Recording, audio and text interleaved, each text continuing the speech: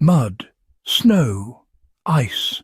On the battlefields of World War II, the greatest threat to a soldier wasn't always a bullet.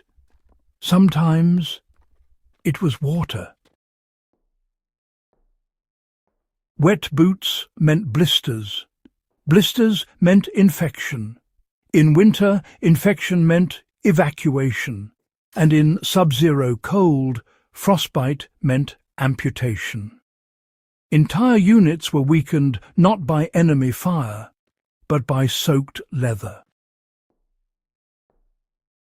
So, how did soldiers march through flooded trenches, melting snow and icy forests without losing their feet? There was a trick, a small tin, a quiet ritual, and a method rarely highlighted in war documentaries. Act 1. The problem underfoot. In the winter of 1944, during the brutal fighting in the forests of Ardennes, temperatures plunged below freezing. The Battle of the Bulge stretched men to their physical limits. But here's what's often overlooked. Foot casualties surged during winter campaigns. Prolonged moisture softened skin. Friction tore it apart. Circulation slowed. Trench foot returned as a silent enemy. Standard-issue boots were thick leather. Durable? Yes. Waterproof? Not quite. Leather breathes, and when it breathes in water, it absorbs it. Once soaked, it becomes heavy. When frozen, it stiffens. Repeated freeze-thaw cycles cause cracks. The military issued waterproofing compounds. But supply lines were inconsistent, and factory treatments wore off quickly. Frontline soldiers learned something critical. They couldn't rely solely on issued protection. They had to reinforce it themselves. Act 2. The tin in the pack.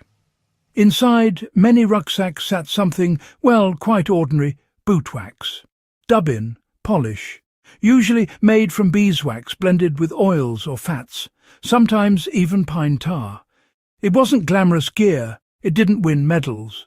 But used correctly, it transformed leather. The goal wasn't to shine boots, it was to seal them. Act 3. The method they perfected. This wasn't just casual polishing. It was, methodical. Step 1. Dry the boots completely, not directly in flames. Too much heat shrinks leather, but close enough to remove moisture. Step 2. Warm the wax tin until it's soft and pliable. Step 3. Apply thick layers by hand, pressing it deep into seams, stitching and creases. Then came the critical step. Warm the boots again, gently. Heat opened the leather's pores, allowing the wax to penetrate deeper into the fibres. As the boots cooled, the wax solidified inside the material. Now, the effect wasn't absolute waterproofing, but it dramatically slowed water absorption. Rain would bead, snow would melt and roll off. Mud wouldn't soak through as quickly. For a soldier marching 15 miles in freezing conditions, that difference could prevent weeks in a medical tent. Act 4. The science behind it. Leather is, porous. Water moves through it by capillary action, slipping between fibres. Beeswax is hydrophobic. It repels water. When melted into leather, it fills microscopic gaps and reduces pathways for moisture. Unlike straight oil, wax doesn't evaporate quickly.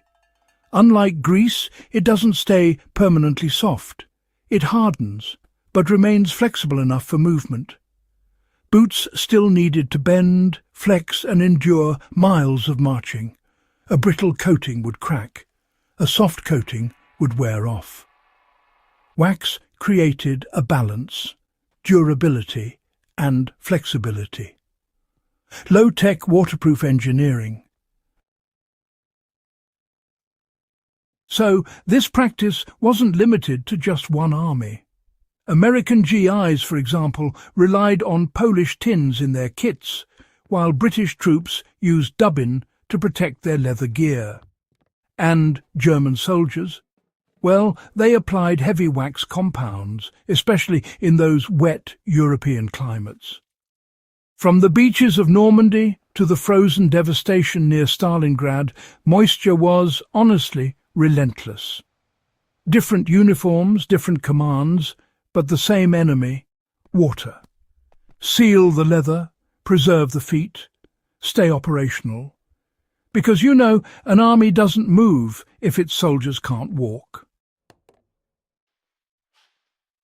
The wax trick, well, it wasn't magic.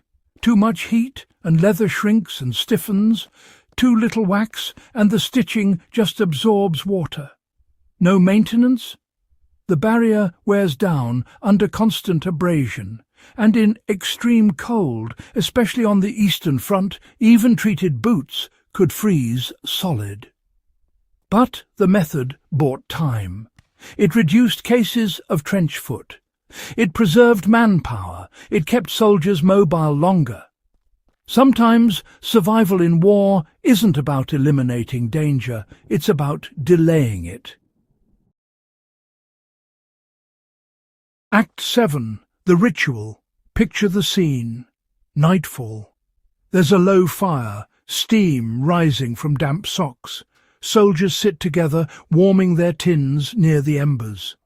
Hands rub wax into cracked leather, while distant artillery echoes. It wasn't glamorous, it was survival. But it was also psychological armour. War strips control away, orders dictate movement, weather dictates suffering. But boot maintenance? That was immediate, practical, personal. My feet will hold tomorrow. That thought mattered.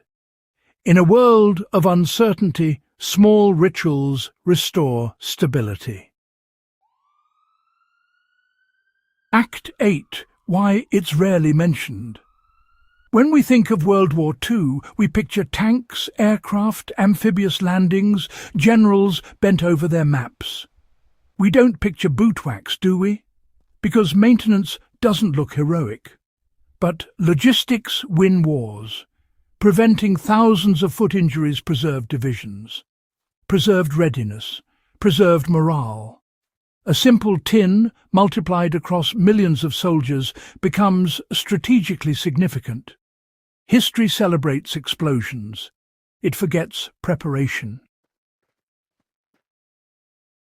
Act 9.